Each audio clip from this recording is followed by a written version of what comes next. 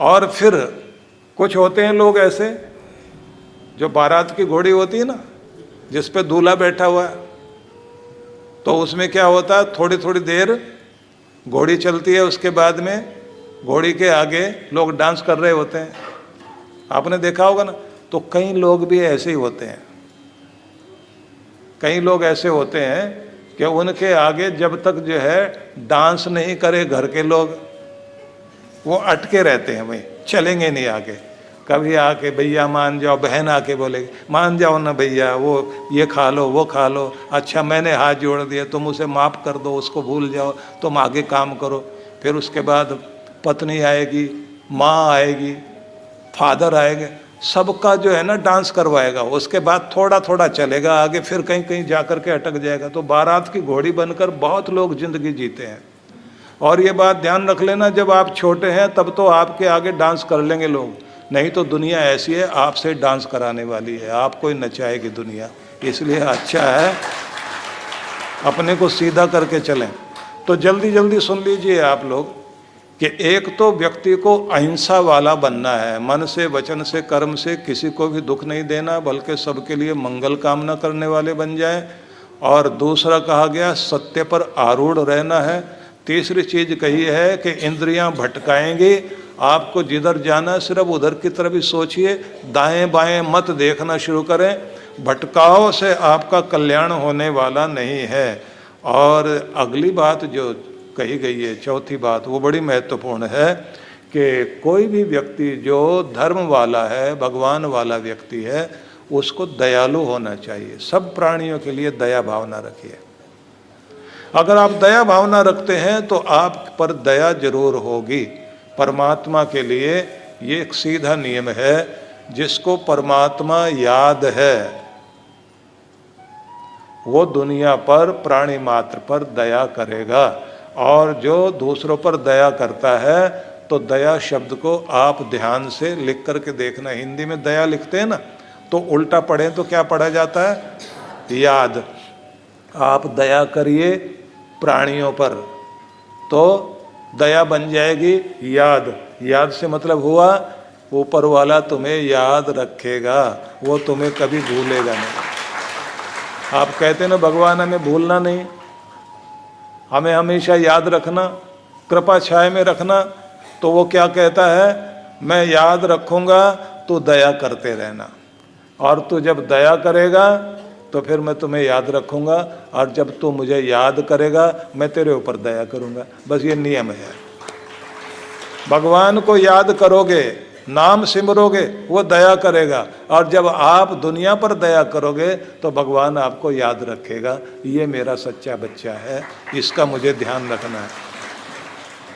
और पांचवी चीज कही गई है, संयम का पालन करना। अपनी ऊर्जा को बेकार जगह खर्च मत करिए, जहाँ लगानी चाहिए एनर्जी अपनी, संयम का पालन करते हुए चलें। और साथ में छठी बात, छठा नियम कल्पवासियों के लिए, मैं ये सब इसलिए बता रहा हूँ कि आप लोग सुन तो लें, कम से कम समझ तो लें, इनमें से थोड़ा सा भी करोगे अपने घर में रहते हुए। और एक काम कर लेना, गंगा जल मंगा के रख लीजिए अपने पास में, अपने पानी वाले जिससे स्नान करते हो ना आप, जो स्नान बाल्टी में पानी डालोगे उसमें थोड़ा गंगा जल डाल लेना, थोड़ा गंगा जल डाल करके, और उसके बाद में नाम जपना, और नाम जपते हुए अपने दोनों हाथ बाल्टी के पानी पे लगा के रखना, और नाम जपते जपते उसके बाद में फिर आप स्नान करना। तो महसूस करना आप कि आप डुबकियां लगा रहे हैं और आपका गंगा स्नान होता जा रहा है। घर में इतने दिन लगातार कर लीजिए, यहीं बैठे बैठे अपने घर में। अगर नहीं जा पा रहे ना वहाँ तक, प्रयाग तक नहीं जा पा रहे हैं, तो इन दिनों गंगा जल से स्नान कर लें आप, और साथ में इन नियमों को अपनाएं कि एक तो जल्दी सोना, जल्दी उठना, ब्रह्म वेला में भगवान का नाम जपना है, मन से वचन से किसी भी तरह से किसी को दुख देने से बचना है, सत्य से जुड़ करके रहेंगे और अपनी इंद्रियों पर कंट्रोल रखेंगे, संयम वाले बन करके रहेंगे, और प्राणी मात्र के प्रति दया भावना रखेंगे। दया भावना रख करके आप जो भी दुनिया के लिए अच्छा कुछ कर सकते हो वो आपको करना चाहिए। और छठी चीज जो बहुत महत्वपूर्ण है वो है व्यसन का त्याग, बुरी आदतों का त्याग। कोई भी गलत आदत पाल रखी हो ना, वो ध्यान में रख लो कि कौन सी गलत आदत, किसका एडिक्शन आपके साथ जुड़ा हुआ है, किसके एडिक्ट हैं आप। कोई नशे के हैं, और ये बात भूल जाइए कि ये फैशन है, ये हुक्का बार है, सिक्का बार है, फलाना बार है, ये नया फ्लेवर है, ये फलाना फलाना है। समस्या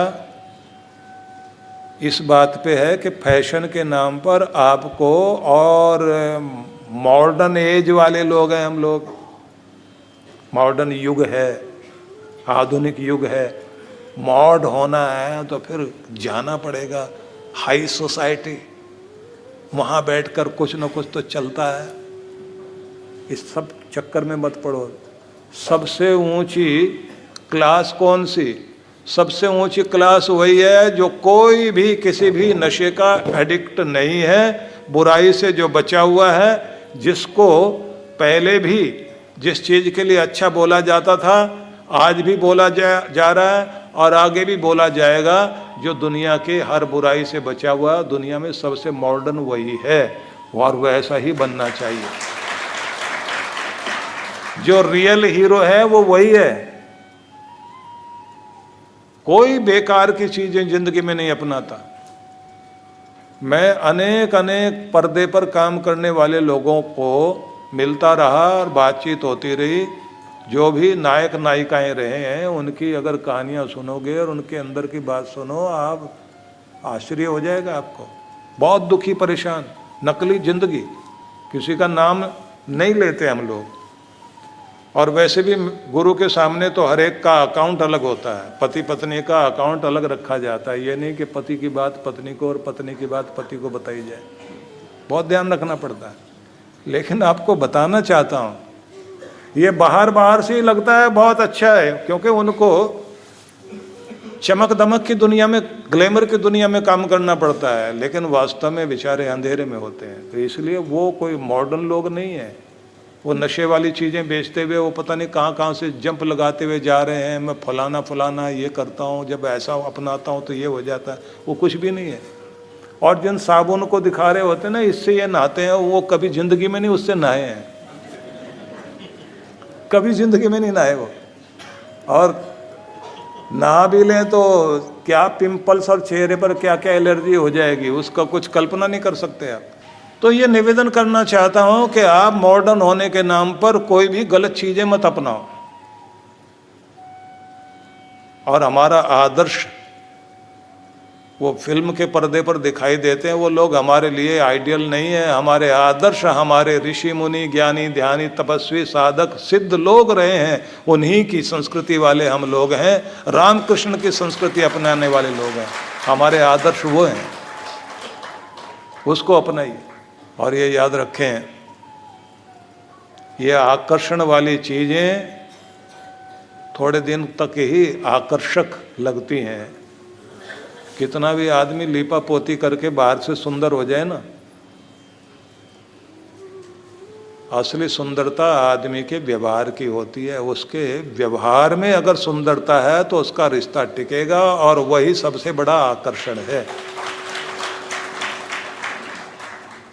व्यवहार गड़बड़ है, इतने सुंदर सुंदर पति पत्नी और एक दूसरे से दूर होके बैठे हुए, और जिनकी जिंदगी में प्रेम, सच्चा प्रेम है, वो एक दूसरे के साथ में ऐसा जीवन व्यतीत करते हैं, झोंपड़ी में भी हैं तो खुशहाल जिंदगी जीते हैं, क्योंकि प्रेम से बढ़कर दुनिया में कुछ भी नहीं है। तो जल्दी से आगे बढ़ते हैं। मैं आपको बता रहा हूं कि कोई भी तरह की गलत आदत अगर है तो उसको छोड़ना है। अभ्यास करो कि नहीं अपनाने। छोटी मोटी बीड़ी सिगरेट से शुरू करके आप जो भी ड्रिंक करते हैं वो, और जो भी ताश खेलने से लेकर के, ताश में तो मजा तब आता है जब उस पर थोड़ा दांव भी लगाया जाए। तो ऐसा बोलने वाले जो लोग हैं वो पहले तो शुरू में तो थोड़ा थोड़ा लगाया, फिर क्या क्या दांव पर लगाएगा आदमी। महाभारत में सीधा सीधा है ना कि दांव पर लगाते लगाते राज्य हार गए, खुद को हार दिया और कहाँ जाके बैठ गए, सब कुछ तबाह हो गया। इसलिए इन सारी जो भी तरह की बुरी आदत है वो पकड़ो ही नहीं, और पकड़ लिया तो आज से नई जिंदगी जीने के लिए अपने मन में सोच लीजिए कि अब ये सब नहीं करेंगे, हम इस सब से बाहर आएंगे। अगर आपने ये अभी से सोचना शुरू कर दिया और करने के लिए तैयार हो गए तो ये समझ लीजिए कि जो जन्मों में बात नहीं बनी वो इसी जन्म में आपकी बात बननी शुरू हो जाएगी।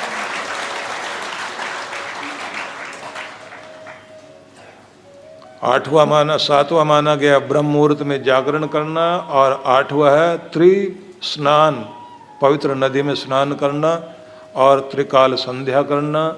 और वहाँ कहा जाता है पितरों के लिए पिंड दान करना, ये लोग वहाँ जा कर के करते हैं।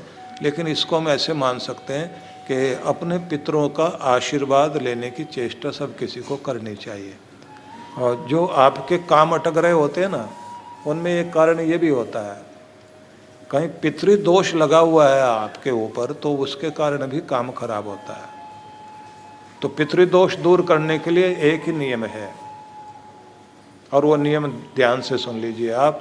अपने माता पिता को, बड़े बुजुर्गों को, जो भी नहीं रहे हैं, जो आप 15 दिन तक श्राद्ध करते हैं, उन दिनों जो आप कर सकते हैं उनके लिए वो तो कर ही है, लेकिन साथ साथ में आप अपने पितरों के लिए प्रार्थना किया करें। जब आप मंदिर में जाते हैं ना, तो मेरा प्रणाम स्वीकार करो प्रभु, मेरे परिवार का प्रणाम स्वीकार कीजिए। और जिनकी मैं परंपरा से, वंश परंपरा से मैं जिस कुल की संतान हूँ, वो मेरे समस्त पूर्वज, उनके लिए भी प्रार्थना करता हूँ, उनका भी प्रणाम स्वीकार करो प्रभु, और उनका भी कल्याण हो, उनके आशीर्वाद हमारे ऊपर बने रहें। मैं अपने समस्त पितरों के प्रति श्रद्धा भाव रखकर प्रभु आपको प्रणाम करता हूँ। ऐसे प्रणाम कर लिया करें। जब मंदिर में जाके बैठते हैं तो पितरों की कृपा रहेगी आपके ऊपर। पितरों का नाम ले करके कभी दान पुण्य भी कर लिया करो, जो भी आपसे बन सकता है। इसलिए 11वें नंबर पर दान को माना गया है। राजा हर्षवर्धन थे, वो जब वो जाते थे ना कुंभ के लिए, 12 साल बाद कुंभ आए या अर्ध कुंभ आए 6 साल के बाद, तो उनका नियम था जो वो वस्त्र जैसे पहन कर गए, जो उन्होंने हीरे जवाहरात पहन रखे हैं, गले में जो जो कीमती हार है, वो सब दान करके आते थे। और वहाँ किसी गरीब का से अपना कपड़ा उसको दे दिया, उसका मांग लिया, वो वाला खुद पहन लिया। और ऐसे करते हुए आते थे, क्योंकि तीर्थ में जाके कोई कमी छोड़नी होती है अपनी। आप कुछ नहीं तो इतना कर लीजिए, एक तो नियम बना लो अपना कि इतनी देर पूजा पाठ करेंगे। अब ध्यान से सुन लेना जो मैं बता रहा हूं, क्योंकि आगे समय नहीं रहा चर्चा करने का। एक तो नियम बना लीजिए कि आप भगवान की भक्ति में नियम से बैठेंगे, इतनी देर तो रोज बैठेंगे ही, ऐसा कोई नियम बना लो। अभी सोच लो। दूसरा आपने इतना समय अपनी सेहत के लिए देना ही देना है। मैं ऐसे बोलता हूं कि 20 मिनट हम हर दिन भगवान की भक्ति में जरूर बैठेंगे, एक नियम हो गया। और जो जो भी नियम है मैं चाहूंगा बाद में आपके हाथ खड़े करवाऊंगा, अभी नहीं, अभी तो जरा मन मजबूत कर लो। दूसरा, आधा घंटा हर दिन आप अपनी सेहत के लिए जरूर दोगे, ये भी आप ध्यान रख लीजिए।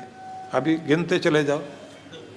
और अपनी कमाई का प्रथम भाग, मतलब जो भी आप महीने में कमाते हैं उस कमाई का 2% भाग सेवा के कार्यों में हम जरूर लगाएंगे।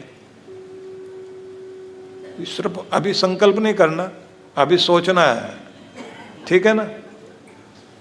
कोई भी सेवा, दान पुण्य के कार्य में अपना 2%, दशांश बोला है, 10% देना चाहिए, लेकिन मैं आपको 2% कह रहा हूं, सिर्फ 2%, 100 रुपए में से 2 रुपए, ठीक है ना?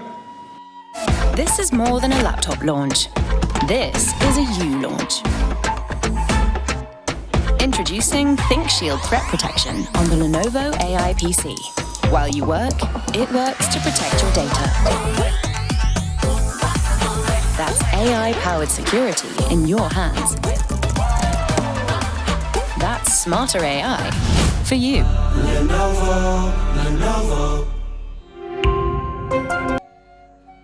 अब आगे बढ़ जाए, पहले 3 का ही कर लेते हैं, क्योंकि फिर आप जो है ना अटक ना जाओ। तो पहले नंबर पर आता है कि 20 मिनट कम से कम हर दिन भगवान की भक्ति में समय देंगे। तो कितने लोग तैयार हैं? हाथ खड़ा करके बताएं। कम से कम 20 मिनट जरूर देंगे। हाथ ऊपर रखिए अभी, कितने लोग तैयार हैं? चलिए, बहुत बहुत आशीर्वाद, और अपना सब लोग अभिनंदन करिए ताली बजाकर एक दूसरे का।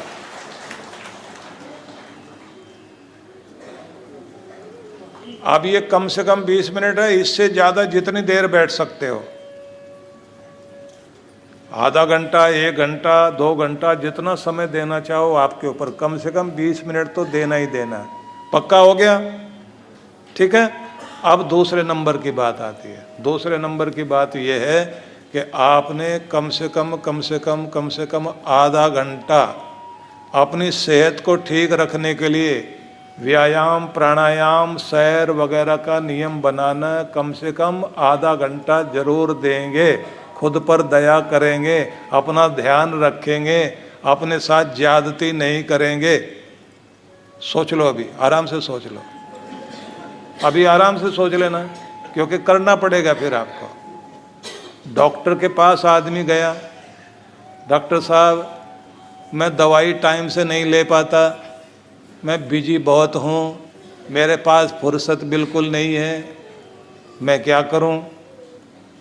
कोई ऐसी दवाई बता दीजिए जो मैं रोज़ रोज़ ना लेना पड़े, मैं कोई इंजेक्शन ही हो 6 महीने में एक बार लगवा लूँ। डॉक्टर ने कहा कि भैया बात सुनो, आप बहुत बिजी हैं, नियम पूर्वक दवाई भी लीजिए, खान पान ठीक कर लीजिए, थोड़ा व्यायाम प्राणायाम कर लिया करो, सैर वगैरह कर लिया करो। और अगर आप ये नहीं करोगे तो देखिए, विश्राम करने के लिए फिर आपको हमारे हॉस्पिटल में महीनों भी लग सकते हैं। फिर आप हमारे हॉस्पिटल में आके लेटोगे, हमारे नहीं तो किसी और के हॉस्पिटल में लेटोगे। तो इतने बिजी मत हो कि आपको हॉस्पिटल में महीनों तक लेटना पड़ जाए। इसलिए तुम्हारा भी काम चलता रहे और सांस भी ठीक चलती रहे, हमारी दवाई की भी जरूरत ना पड़े और ना ऊपर वाले की दुआ की जरूरत पड़े। तुम भी खुश रहो और तुम्हारा परमात्मा भी दया करता रहे। इसलिए इतने बिजी मत हो जाओ कि आखिर में तुम्हें आराम करने का फुर्सत हो ही नहीं, तो फिर यहाँ आराम कराना पड़ जाए, हॉस्पिटल में लेटाना पड़े। तो ये बात ध्यान में रख लीजिए। अगर डॉक्टर की लाइन में नहीं लगना तो सबको, पहले तो यमराज की लाइन में नहीं लगना तो 20 मिनट भगवान के लिए जरूर देना शुरू करो, और डॉक्टर की लाइन में नहीं लगना तो खुद के लिए व्यायाम के लिए समय देना शुरू कर दीजिए। आधा घंटा खुद को देना है। अब हाथ खड़े करें, कितने लोग तैयार? अब ये सही कुंभ वाला कार्य शुरू हो रहा। बहुत बहुत बधाई आप लोगों को। अब तीसरा सुन लीजिए। अगर आप ये चाहते हैं कि आपका पुण्यों की वृद्धि हो, आपका लिया दिया आपके जीवन में सौभाग्य बनकर आता है ना, अभी जो आप खुशहाली भोग रहे हैं आप अपने पुण्यों के कारण भोग रहे हैं, दुख भोग रहे हैं तो अपने पापों के कारण भोग रहे हैं। तो आपकी जिंदगी में पुण्य बढ़ता रहे, सौभाग्य बढ़ता रहे। तो जैसे बीज बोए जाते हैं और फसल उसकी हम काटते हैं ना, ऐसे ही आपको क्या करना है, भगवान के दरबार में कुछ ऐसा बोना शुरू करो जिसकी फसल 10 गुना बढ़कर आपको मिले। क्योंकि आप खेत में जाते हैं, थोड़े से बीज बोकर आते हैं, एक मुट्ठी बोया, अंजलि भर आपको मिल गया, और अंजलि भर के बोकर आए तो बोरी में अनाज लाना पड़ता है, और बोरी भर के बोकर आए खेतों में तो फिर गाड़ी में भरकर लेकर आते हैं। भगवान की राह में जो आप लगाते हैं, भगवान किसी का उधार रखता नहीं, कई गुना बढ़ा करके वापिस किया करता है। ये भगवान का नियम है। लेकिन भगवान से लेना चाहते हो तो पहले भगवान क्या कहते हैं, देहि में ददामी थे, पहले मुझे दे फिर तुम्हें मिलेगा। अब जरा वो कहानी याद कर लो कि सुदामा गया था अपनी गरीबी को दूर करने के लिए, और भगवान ने क्या किया, वो जो छिपा के खड़ा हुआ था ना, अपने खाने का जो भी कुछ लेके गया था, भगवान ने वही खींच लिया पहले कि ये दे मुझे। अब वो उसके चावल थे या कोई सत्तू था, जो भी पदार्थ था खाने का, भगवान ने वो लिया और कहते हैं एक मुट्ठी पहले खाई, दूसरा और खा लिया, थोड़ा सा ही बचा था तो कहते हैं रुक्मणी ने आकर के रोक लिया। तो 2 में खाते खाते भगवान ने क्या दे दिया, इस लोक का भी उद्धार तुम्हारा हो और परलोक का भी सुधार हो जाए। तो आप समझ लीजिए कि उसे जो सुदामापुरी है, जहाँ वो गया महीने बाद, तो जाकर क्या देखता है कि मेरी झोंपड़ी नहीं है, महल बन गया है, और उसमें ऐसे ऐसे शिखर बनते जा रहे हैं कि सोना लग रहा है वहाँ पर। तो देखता क्या है कि ऊपर विश्वकर्मा खड़े हैं और निर्माण कर रहे हैं। तो ये पूछते हैं, इस गरीब की झोंपड़ी को इतने सुंदर महल बनाकर सजा रहे हो और सोना लगाते जा रहे हो, कौन हो तुम? वो कहते हैं मैं विश्वकर्मा हूँ। और नारायण भगवान ने, क्योंकि जो आपके मित्र हैं ना, उन्होंने जो आपसे लिया था उसका बदला चुका रहे हैं, और मैं उनका सेवक जो है तुम्हारे लिए महल तैयार कर रहा हूँ। भगवान किसी का लिया हुआ बाकी नहीं रखते, वापिस करते हैं, कई गुना बढ़ा करके देते हैं। और लोक ही नहीं सुधारा, परलोक भी सुधार दिया उसका। अभी जब मैं लेके गया था ना द्वारिका में अपने सभी साधकों को, मैंने कहा था कि हर आदमी वर्ष में एक बार तीर्थ में जरूर जाओ, वहीं जाकर जप करो, तप करो, साधना करो, भक्ति करो, यज्ञ करो। तो मैंने वहाँ कहा था कि आप उस नगरी में आ गए हो जहाँ सुदामा की तकदीर बदली थी, जिसका लोक भी सुधरा था और परलोक भी सुधरा था। क्योंकि अपने कृष्ण की नगरी में आकर के जब वो खड़ा हुआ तो भगवान ने उसका दरिद्रता, जिसके लिए कहते हैं ना कि भगवान देख रहे थे माथे पर खाते हुए, और रुक्मणी साथ में है। तो रुक्मणी क्या बोल रही है, महाराज जो इनका ले रहे हो और खा रहे हो, इनका माथा देख रहे हो? माथे पर ब्रह्मा जी ने लेख लिखा है कि इसकी जिंदगी में गरीबी रहेगी, ये कभी अमीर नहीं हो सकती, इसकी किस्मत नहीं बदल सकती। तो ये आप जो खा रहे हो ये क्या कर रहे हो? बोले इसीलिए खा रहा हूँ कि इसकी गरीबी खाई जाए, इसका दरिद्रता हटाई जाए, और इसके भाग्य पर जो ब्रह्मा जी ने लिख दिया है वहाँ पर मैं भाग्य निर्माण करना चाहता हूँ कि इसका लोक भी सुधर जाए, इसका परलोक सुधर जाए। आपकी ज़िंदगी की दरिद्रता, आपकी ज़िंदगी की गरीबी तभी कटती है जब आप किसी गरीब के लिए, दुखी के लिए, दीन के लिए, परेशान के लिए, जो जरूरतमंद है उसके लिए अपने घर से कुछ दान निकालते हो और भगवान के दरबार में आहुति देते हो। तो ये समझ लेना कि वो वहाँ जो दिया जा रहा है, आपकी गरीबी काटी जा रही है और आपका सौभाग्य बढ़ाया जा रहा है। इसलिए कहा जाता है गुरु बिन माला फेरता। गुरु की बताई विधि के अनुसार कोई अपनी विधि करने लग जाए तो कोई कल्याण नहीं होता। गुरु बिन माला फेरता, गुरु बिन करता दान। गुरु की विधि के बिना दान करता है तो कोई फल नहीं। कहे कबीर निष्फल गया, बोले वेद पुराण, कि वेद पुराण कहते हैं सही ढंग से गुरु के द्वारा बताए गए निर्देश के अनुसार नाम जपना शुरू करो और दान पुण्य करना शुरू करो। थोड़ा किया भी अनेक गुना लगेगा जरूर, इसलिए आप सही विधि से करके अपना उद्धार कर सकते हो। इसके बिना बात नहीं बनती। तो इसलिए अपनी कमाई का 2% भाग सेवा में लगाना चाहिए। और अभी हम लोग जो परसों जब वहाँ कुंभ में सब संतों का कार्यक्रम हो रहा था, पूरे भारत के संतों को इकट्ठा किया गया और उस सभा में जब हमारे उत्तर प्रदेश के माननीय मुख्यमंत्री योगी आदित्यनाथ जी महाराज वो भी वहाँ विराजमान थे और उनसे पहले मुझे संबोधन करने का अवसर मिला, तो मैंने वहाँ पर ये निवेदन किया कि यहाँ सब लोग सनातन को सुरक्षित रखने की बात कर रहे हैं। सनातन सुरक्षित रहना चाहिए, धर्म सुरक्षित रहना चाहिए, हिंदू हित ठीक रहना चाहिए। तो मैंने कहा ये बात जरूर ध्यान में रख लें कि हर चर्च के साथ कॉन्वेंट स्कूल बना हुआ है और मस्जिद के साथ मदरसा बना हुआ है, तो वो मंदिरों के साथ संस्कार शाला बननी चाहिए और आश्रमों के साथ एक गुरुकुल की स्थापना होनी चाहिए।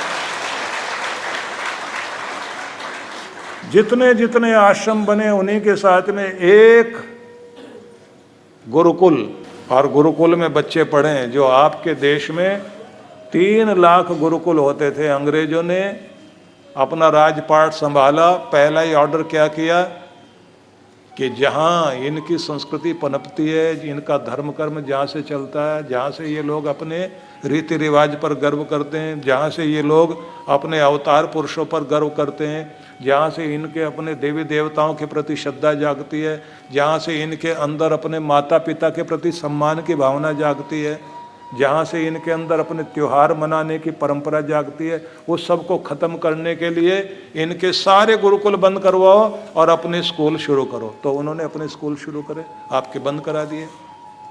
अब आपके सिंधी समाज के लोग यहाँ बहुत सारे बैठे हुए हैं, आपके घरों में सिंधी बोलने के लिए बच्चे तैयार नहीं, अब सिर्फ इंग्लिश बोलते हैं। और पहले जो है सिंधी लिखते थे, भले ही वो उर्दू लिपि में लिखी जाती थी, कुछ जगह अखबार अभी भी लोग निकाल रहे हैं, मैगजीन निकाल रहे हैं, लेकिन दुखद स्थिति है, अगले बच्चे पढ़ नहीं रहे। ये कुछ बुजुर्ग लोग हैं अभी भी मेहनत कर रहे हैं, बेचारे काम कर रहे हैं कि हमारी अपनी लिपि सुरक्षित रहे, हमारी भाषा सुरक्षित रहे, हमारे संस्कार सुरक्षित रहे। तो फिर से उस पर काम करने की जरूरत है। कैसे बचोगे? तो गुरुकुल भी होने चाहिए आपके, उनके लिए सहयोग निकलना चाहिए। आपकी गौशालाएं होनी चाहिए, गौ, गुरु, गंगा और गुरुकुल, ये आपकी परंपरा है। ये अगर आपके सुरक्षित है तो आपका धर्म सुरक्षित है। इसलिए मैंने ये कहा था कि मैं औरों की बात तो नहीं कहता, कौन क्या करेगा क्या नहीं करेगा, लेकिन अगले कुंभ तक कम से कम 10 गुरुकुल तो मैं ही खोलने के लिए तैयार हूँ। तो काम करना चाहिए। और सौभाग्य से हमारा दिल्ली में तो गुरुकुल चलता ही है, कानपुर में हमने शुरू किया, अब हम नागपुर में भी वहाँ भी जारी करने जा रहे हैं। वहाँ पर हमारे दिलीप मुरारका ने 1.25 एकड़ भूमि गुरुकुल के लिए दे दी है, अब निर्माण करना है, जरूर करेंगे। मैं तो चाहता हूँ आपके यहाँ भी, मुंबई में भी एक गुरुकुल होना चाहिए आपका। तो सहयोग परंपरा बना लो कि जरूर हम लोग कुछ न कुछ अपनी राशि का 2% भाग धर्म के लिए जरूर निकालेंगे। तो जिन जिन के मन में ये भावना आई है तो वो जरा सोच लें, अभी एक बार और सोच लें। और मैं आपको दादू दयाल की पंक्ति बताना चाहता हूँ। उन्होंने क्या कहा था? उन्होंने कहा था, दादू दिया है भला।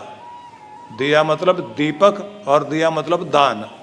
दादू दिया है भला, दिया करो 2 हाथ, दोनों हाथों से देना सीख जाओ। दादू दिया है भला, दिया करो 2 हाथ, दिया घर में चांदना तो दिया चाले 7। जिसके घर में दिया है उसके घर में रोशनी है, और जिसने अपनी जिंदगी से दिया है वही उसके साथ साथ चल करके उसकी रक्षा करेगा। इस लोक में भी उसका लोक सुधारेगा और परलोक भी उसका दान पुण्य ही सुधारेगा। तो इसलिए अब जरा सोच लीजिए कितने लोग तैयार हैं कि हम अपने कमाई में से कम 2% भगवान की राह में लगाने के लिए तैयार हैं। अब जरा हाथ खड़ा करके दिखाइए। सारे तैयार हो गए क्या? अब फिर से जरा ये कैमरे वाला देख रहा है आपकी तरफ, हाथ खड़ा करिए। हाँ, इस बार तो मुझे लगता है कि मुझे भी आपके लिए ताली बजानी पड़ेगी। बहुत अच्छा।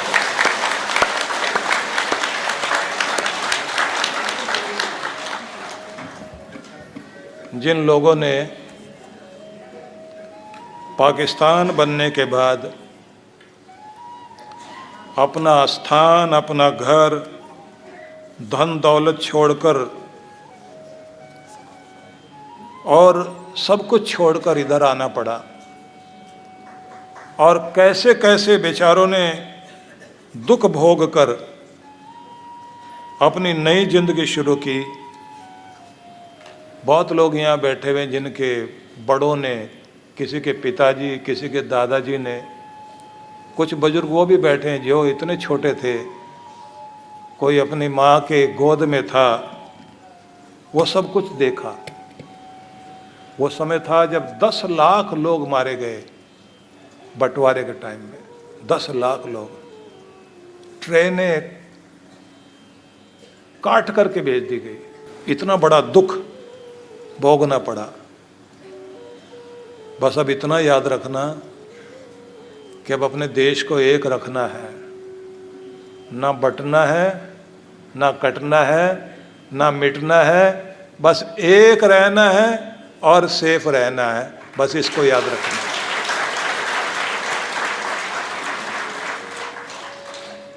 तो हिंदू समाज एक रहे, मिलकर रहे, और सब लोग इस बात का ध्यान रखें कि अपनी संस्कृति, अपनी सभ्यता, अपनी परंपरा को बचाने के लिए हम सबको अपने धर्म के लिए जरूर कुछ करना चाहिए। तो अब मैं आपको बताना चाहता हूँ कि ये 21 नियम है। 10वां बताया पितरों के लिए पिंडदान करना, 11वां था दान करना, 12वां है अंतर्मुखी जाप करना, मतलब आंख बंद करके भीतर भीतर जाप चलता रहे। थोड़ी देर इस तरह से माला को जरूर चलाइए। 13वां माना गया है कि इन दिनों जितना सत्संग कर लिया जाए उतना ही पुण्य मिलता है, तो सत्संग करने का मौका तो आपको मिल ही रहा है। और 14वां नंबर में माना गया है, वहाँ कल्पित क्षेत्र में जो कल्पवास करते हैं बेचारे, उन लोगों के लिए कहा जाता है उसी क्षेत्र में रहना, बाहर नहीं जाना। तो इसको आप इस तरह से समझ लीजिए कि जहाँ बैठकर आप इन दिनों जप तप करते हैं तो ज़्यादा चंचल वृत्ति नहीं अपनाई जाए। और 15वें नंबर पर माना गया है कि किसी भी तरह से कहीं भी जाओ, एक आदत बना लो, किसी की निंदा चुगली बिल्कुल नहीं करनी। हो सके तो आप हर जगह से कुछ ना कुछ अच्छा गुण लेकर आओ कि हर जगह से हमने वहाँ क्या सीखा, वहाँ की क्या कौन सी बात अच्छी थी, बस उसी को ध्यान में रख लीजिए। और गुरजेब के बारे में, जो इतना बड़ा यूरोप में, रसिया का था, वो बाद में अमेरिका में रहा, बहुत बड़ा ज्ञानी था। उसने कहा कि मैंने नियम सीखा चोर से। एक चोर के साथ मैं रहा, मैंने देखा कि वो उसकी चोरी लगती नहीं थी, फिर भी रोज जाता था। कि मैंने उससे कहा कि भाई तू रोज जाकर टाइम खराब करता, सर्दी में बाहर निकलता है। बोले कभी ना कभी लगेगी जरूर, इसलिए नियम से जाता जरूर। कि उसके बाद मैंने समझा जब एक चोर इतना नियम का पक्का है, सर्दी में निकल के जाता है, तो फिर मैं तो परमात्मा का लाडला बच्चा हूँ, तो मैं भी सर्दी गर्मी नहीं देखूंगा, अपना नियम जरूर निभाऊंगा, हर दिन बैठूंगा जरूर। बुरा आदमी अपनी बुराई में पक्का, तो अच्छा आदमी अपनी अच्छाई में पक्का जरूर बने। और जात के निंदा चुगली कहीं नहीं करें, जहाँ से भी जो सीख सकते हैं जरूर सीखें। और 15वें नंबर पर जो बताया कि किसी की निंदा नहीं करनी है, 16वें नंबर पर है साधु जनों की सेवा, मतलब बड़े लोग जो भी हैं, अच्छे लोग हैं, उनकी सेवा करें। और 17वां नंबर है जब संकीर्तन जरूर करें। 18वां नंबर है जो आप नहीं करोगे, एक समय भोजन के लिए कहा गया वहाँ, तो आप तो 3 टाइम हो जाए, उससे भी ज़्यादा शायद 5 बार कर लें। तो 19वां नंबर है भूमि शयन, तो वो भी आप नहीं करोगे। और 20वां कहा गया है अग्नि सेवन ना करना। तो अग्नि सेवन को मतलब यही माना जाता है कि वहाँ जो सर्दी में इतने बेचारे बैठे होते हैं, तो आदमी जो है आराम पसंद हो जाए, तो इसको ऐसे समझ लीजिए तप करने वाले व्यक्ति को आराम पसंद नहीं होना चाहिए, मतलब आलस्य बिल्कुल ना करें। भगवान की भक्ति करने का मौका मिलता है तो आलस्य ना करें। और 21वां नंबर बताया गया है हर दिन देव दर्शन करना। देव दर्शन से मतलब है अपने इष्ट देव का दर्शन करें, और दर्शन करके भगवान को अपने हृदय में भी बसाएं। और साथ में जहाँ से आप मंदिर से होकर के वापस आते हैं ना, तो अपने घर तक जब भी पहुँचते हैं तो इस बात को ज़रूर ध्यान में रख लेना कि घर तक पहुँचते पहुँचते आपके मन में मंदिर ही रहे, भगवान ही रहे।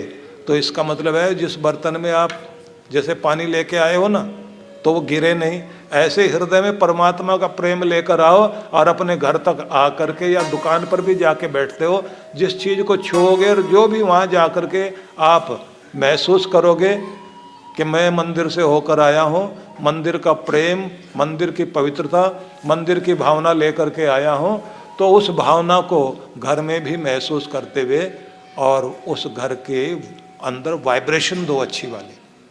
मेरा घर पवित्र हो रहा है, मेरे घर के अंदर परमात्मा की मेहर आ रही है, मेरे धन पर भी भगवान की कृपा दृष्टि आ रही है, बरकत पड़ रही है, मेरा रोग शोक कष्ट क्लेश मिट रहा है और मेरे ऊपर भगवान की मेहर हो रही है। ऐसा ध्यान करके 2 मिनट घर में खड़े हो करके मंगल प्रार्थना कर लो, मंदिर से होके जब आते हो। और अगर दुकान पर गए हो या अपने ऑफिस में गए हैं तो वहाँ भी अच्छी वाइब्रेशन देनी चाहिए। अगर बीच में आते आते किसी से निंदा चुगली करते आ रहे हैं तो इसका मतलब है कि वो जो वहाँ से अमृत लाए थे वो आपने वहीं गिरा दिया। और अगर ज़्यादा बढ़िया करना है तो नियम ये है कि मंदिर जाते समय भी नाम जपते जाओ और मंदिर से आते समय भी नाम जपते हुए आओ। और अपने घर में आके 2 मिनट जाप करके और अपने घर में खड़े हो करके जो अभी मैंने बताया वो सब करके देखना, आपके घर की वाइब्रेशन बदलनी शुरू हो जाएगी और जो भी दुर्भाग्य चल रहा है वो सौभाग्य में बदलना शुरू हो जाएगा। ये नियम अपना के देखिए आप।